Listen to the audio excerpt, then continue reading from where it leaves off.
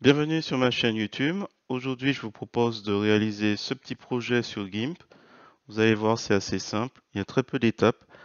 Alors, bien sûr, si vous trouvez mes explications intéressantes, je vous remercie de me mettre en commentaire. Et sur ce, je vous souhaite un bon visionnage sur ce tuto.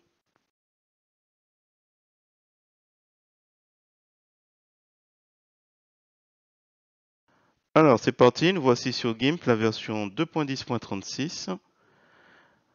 Première chose, avant de démarrer, il faut préparer un répertoire avec les photos de profil. Là, j'en ai 6. On verra tout à l'heure qu'on en choisira un de moins. Alors, ça s'inspire de cette affiche. Je ne sais pas si vous avez vu ce film, Les chèvres du Pentagone.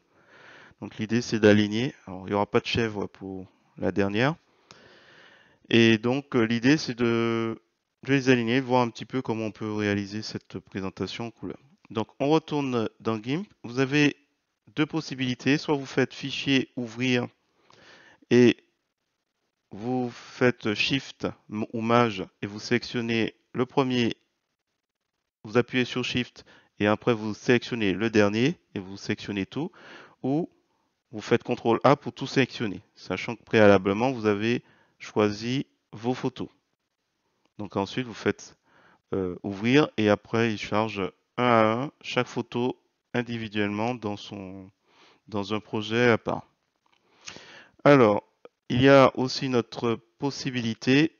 Alors, je vais fermer tout. Fichier, on ferme tout. Fichier, tout fermé.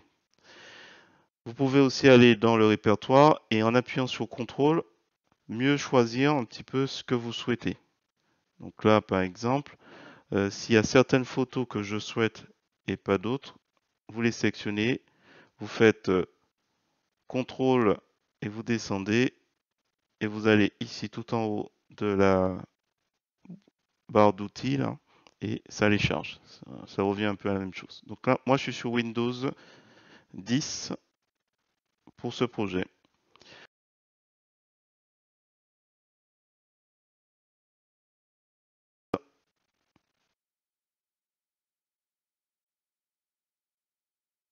Alors la première étape, c'est s'assurer que tout se regarde dans le bon sens. Alors, on va sur l'outil de retournement. Donc comme c'est indiqué, inverse horizontalement ou verticalement un calque. Donc ce qu'on va faire, c'est sélectionner cet outil, s'assurer dans les options de l'outil qu'il est bien sur transformer un calque et horizontalement. Et comme ça, hop, tous ceux qui ne regardent pas dans le bon sens, comme cette femme, on les place dans le bon sens. Alors pourquoi vers la droite? En général, on dit que c'est pour regarder vers l'avenir, on regarde vers la droite. Enfin, bon, on garde un petit peu les mêmes conventions d'idées, même si ça ne repose pas nécessairement sur quelque chose de tangible, mais bon. Alors la fille, il faudra faire un petit peu, la petite fille, il faudra faire un petit peu plus de travail. L'orientation aussi, il faudra faire une petite rotation pour que en fait le regard soit bien rectiligne. Voilà, si on regarde. Alors lui, je ne vais pas le garder non plus.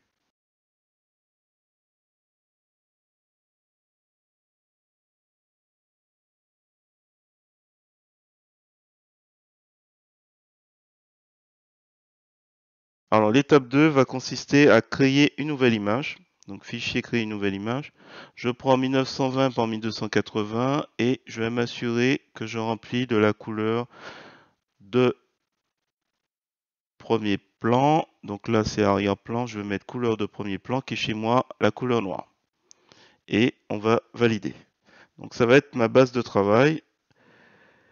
Bien que le premier personnage que je vais choisir, pour le coup, est en fond noir. Donc là, pourquoi celle-ci? Parce qu'elle est déjà bien positionnée et elle est assez grande.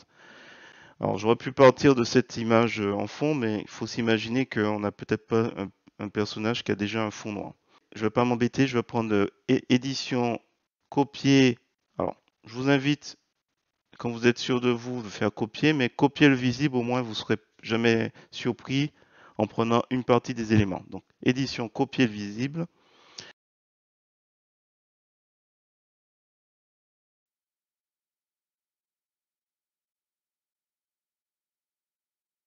Vous allez ensuite vous diriger vers le dernier projet pour faire édition, copier comme nouveau calque. C'est important. Alors là, le souci c'est que comme l'arrière-plan était déjà couleur noire et qu'on met un modèle avec couleur noire en arrière-plan, on voit pas trop ce qu'il y a à faire en plus. Or c'est faux, il faut que tout l'arrière-plan, c'est ce qu'on va faire après, tout ce qui est arrière-plan, tout ce qu'on garde pas, il faudra supprimer. Autre élément, donc là c'est une barrette, elle a les cheveux assez hauts. Donc tout ce qui est arrière-plan, donc ça se voit pas là, mais il faudra mettre de la transparence. Pourquoi? On va le voir après coup. Donc lui, je ne vais pas le garder à cause de ses lunettes de soleil. Partout au fait où il y a l'arrière-plan qui est assez uni, ça devrait aller. Elle, ça devrait aller. On va faire le dernier pour la fin. Donc moi, ce que je pense, c'est que les cheveux là, déjà, c'est un petit peu haut. Donc je fais un petit peu le tour de toutes les difficultés. Donc là, ce qu'on va faire, c'est copier. Donc là, on a copié et là, on a collé. Et comme on peut le remarquer, il faut que ce calque, il soit en dessous de la première. Voilà. Il faut qu'il soit en dessous de la première pour qu'il passe, pour qu'il fasse un genre de millefeuille. En fait, il faut imaginer un genre de millefeuille où, si vous voulez, le premier masque un petit peu, le deuxième est masqué, masque. En fait, chacun masque un petit peu. Donc, en fait, toute cette partie que je mets en surbrillance, elles doivent être transparentes, sauf les cheveux, bien entendu. Donc là, je prends l'outil de sélection contiguë. Donc, ces cheveux sont noirs, ça ajoute un petit peu de difficulté. Donc, on va y aller par étapes. Donc là, il y a une sélection. Je vais prendre la gomme. Alors, je sais où se trouvent à peu près ses cheveux. Et je vais sélectionner une bonne gomme. Et puis, on va supprimer. Alors là, ça se voit absolument pas. Comme je disais, le souci, c'est que, par contre, si vous regardez l'aperçu, vous verrez un petit damier qui apparaît. Et là, après, maintenant, je peux récupérer assez facilement. Donc, édition, copier. L'image après. Édition, coller, nouveau calque. Donc, c'est un nouveau calque. À la limite, il faudrait qu'on mette des chiffres. 2, 1. Alors le 2, il faudra qu'on le mette en dessous. Voilà. Et là, vous voyez un petit peu l'idée. Quand je parlais de millefeuille, ce sera. C'est-à-dire qu'à chaque fois qu'on va mettre le nouveau calque, on va devoir supprimer l'arrière-plan et on va aussi devoir corriger. Corriger, là par exemple, il y a son col qui va pas être intéressant à garder.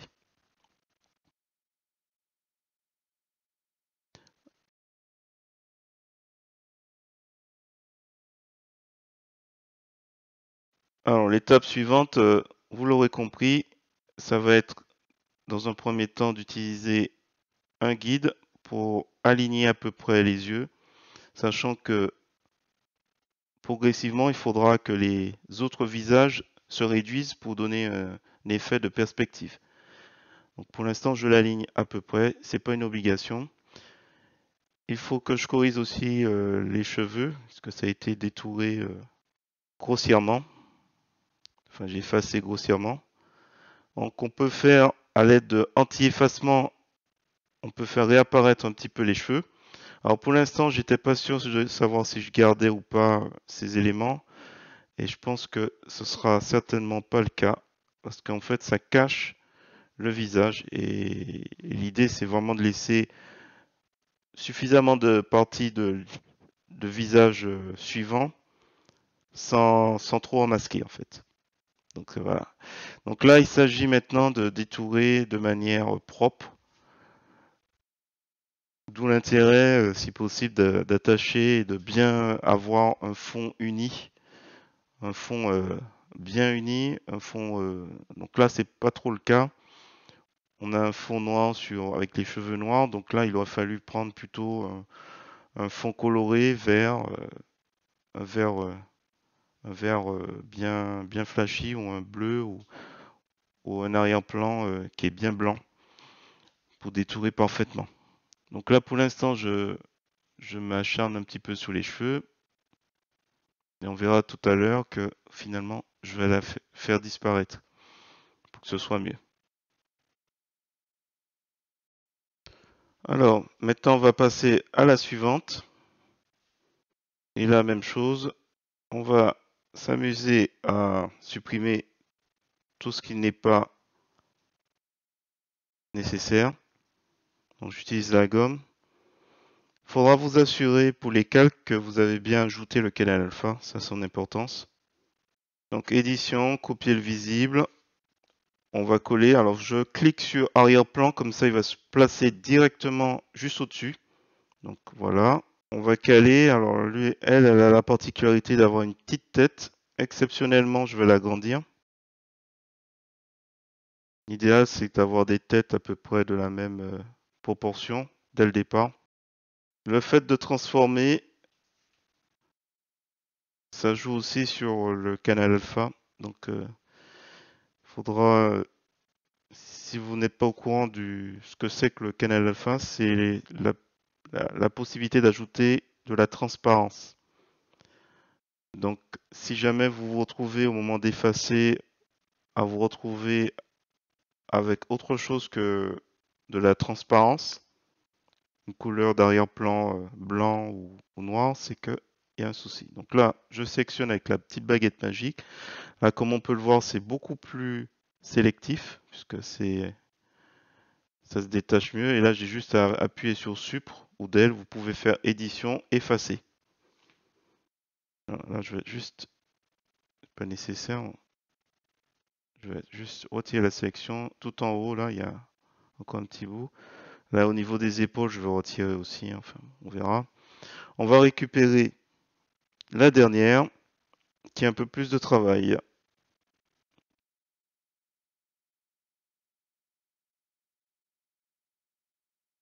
Alors, dans le cas où, là aussi, je me place sur arrière-plan, je vais coller comme les autres, comme nouveau calque. Et là, pour le coup, on est à plus de boulot. Alors, on va prendre l'outil de rotation. On va améliorer la rotation.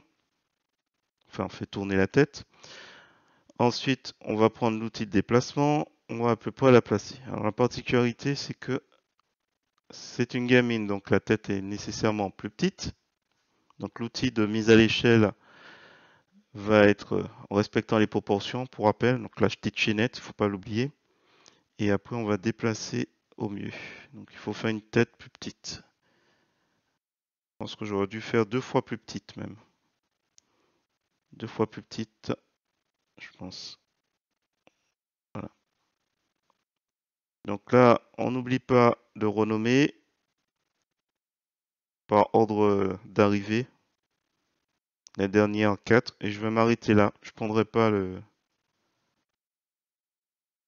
prendrai pas l'élément. Donc là, c'est tout un travail d'ajustement pour créer une perspective. Donc là, j'essaie de voir un petit peu avec quelque chose d'un peu plus bas. Pour qu'il y ait au moins un alignement des yeux vers une sorte d'oblique. Non plus sur une ligne, mais oblique, comme si... et puis, il faudra réduire les visages. D'où l'intérêt de mettre la gamine tout au bout. Elle a une plus petite tête. Et ce sera moins... Ah, j'ai oublié de renommer. Donc 4. Donc elle, c'est pas fini. Il faut faire tout un travail de suppression. Alors je prends la gomme. J'y vais rapidement sur ce qui pose pas de soucis. Et là, on va voir que c'est un petit peu délicat puisque là, on n'a pas une couleur unie comme les autres. Alors, il ne faut pas s'inquiéter des choses qu'on pourrait effacer. Pour rappel, dans gomme, tout en bas, vous avez anti-effacement. Donc là, la baguette magique, elle marche pas longtemps, hein. Donc tout ce qui est sélection contiguë, c'est un peu compliqué. Donc en appuyant sur Maj, on peut rajouter progressivement les différentes parties.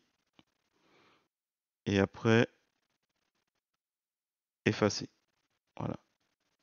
Et on peut sélectionner encore, ainsi de suite. Voilà. Après, en passant la gomme ou en utilisant l'outil chemin, ce sera beaucoup plus simple. Donc voilà. Alors là, du coup, voilà, il y a de fortes chances que ce soit un peu plus galère avec la gamine justement parce qu'elle n'est pas sur un fond uni.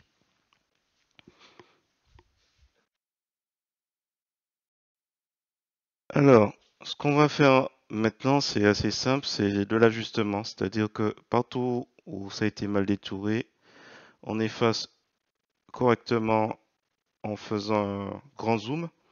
Et aussi, tout ce qui est accessoire, colle et tout élément qui pourrait être pas à sa place, en fait, on essaie d'améliorer les choses.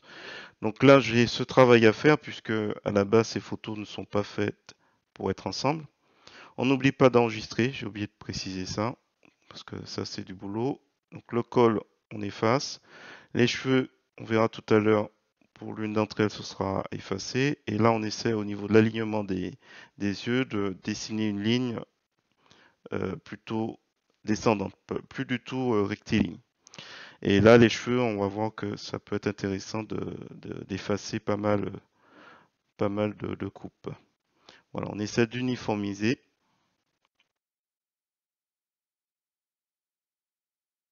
Alors, ce qui m'amène à la dernière étape, c'est qu'on va ajouter tout en haut un calque que je vais appeler couleur et je vais mettre comme mode couleur LCH. Et là, vous pouvez faire un glisser-déposer la couleur noire ou blanche, hein, peu importe, ça marche dans les deux cas.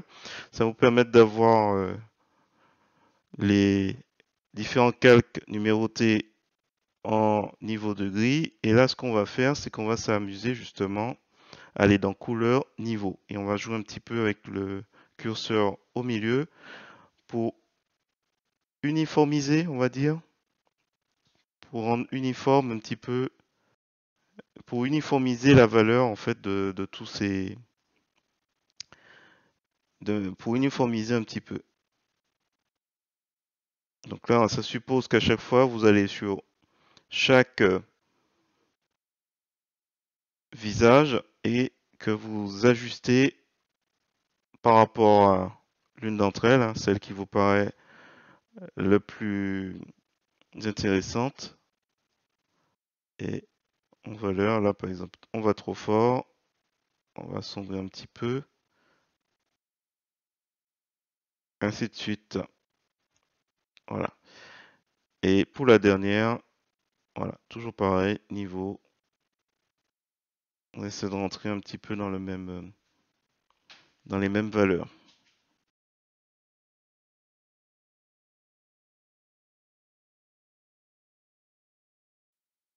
Alors, la dernière étape,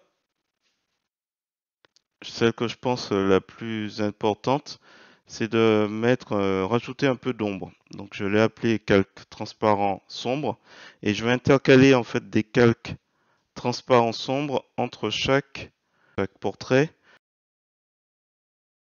Et l'idée, c'est de rajouter, grâce à une brosse et la couleur noire, une certaine, un certain volume autour de chaque visage. C'est-à-dire que le visage 1 donne de l'ombre sur le visage 2, donne de l'ombre sur le visage 3, donne de l'ombre sur le visage 4. Voilà. Il faut qu'à chaque fois, on intercale. C'est vraiment un millefeuille là pour le coup. On a des ombres et entre chaque on a des portraits et entre chaque portrait on a des ombres. Et là donc là on doit ajuster pour que tout colle et s'il faut voilà, on essaie d'avoir quelque chose. Donc là il y a tout un travail où on doit mettre peut-être de l'ombre sous le menton, sous le menton. S'il faut on rajoute un petit peu au niveau des cheveux. Enfin c'est un petit travail. Peut-être qu'il y a encore du détourage à rajouter. Voilà, il y a un petit travail quand même à faire, sachant que les erreurs à ne pas commettre, c'est de mettre de l'ombre là où normalement est censé venir la lumière. Donc là, des fois, je l'utilise pour masquer, sauf qu'il faut reconstituer des fois quand ça a été mal détouré. Voilà, donc c'est vraiment un petit travail de longue haleine. Pour le coup, c'est lié au fait que les photos n'étaient pas destinées à l'origine à ce type d'exercice. Mais si vous maîtrisez les grandes étapes, c'est-à-dire l'arrière-plan bien bien distincte du portrait, vous devriez normalement pouvoir continuer sans difficulté. Donc là, c'est vraiment de l'ajustement. On raye, on corrige chaque détail, chaque défaut. Alors, si vous êtes débutant, je vous invite à regarder dans la playlist de ma chaîne tout ce qui est pour débutants. Là, pour le coup, j'ai pas pu être plus simple dans mes explications. C'est juste qu'il faut maîtriser les concepts de calque, de positionnement de calque pour obtenir quelque chose d'intéressant. Après, le reste, c'est essentiellement de la correction avec gomme et savoir quand il y a avec la gomme, il y a l'anti-effacement avec. Enfin, bon, voilà. La courbe, c'est pas nécessaire.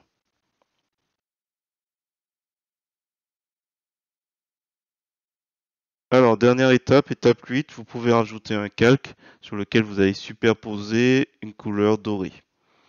Donc, quand vous choisissez les couleurs, vous mettez golden ou gold et vous choisissez. Puis après, en superposant, on peut s'amuser à obtenir un effet. Donc, ça, c'est pour par rapport à l'affiche d'origine. Voilà, on va terminer ici. J'espère que cette petite vidéo vous a plu. Si c'est le cas, je vous remercie de mettre un pouce vers le haut et n'hésitez pas à me laisser un commentaire.